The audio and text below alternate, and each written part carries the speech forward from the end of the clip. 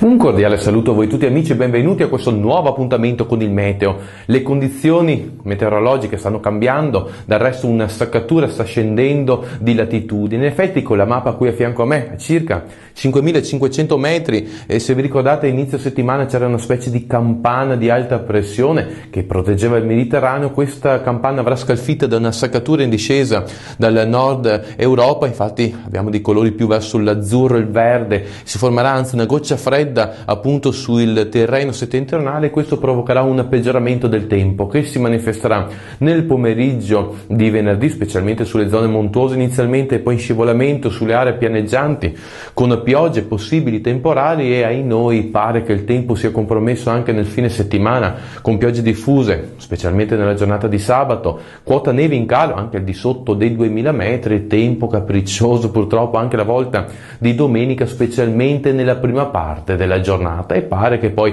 possa seguire un nuovo miglioramento con l'inizio della prossima settimana. Con ora concluso, ci sentiamo nel prossimo appuntamento. Intanto auguro a voi tutti un buon fine settimana.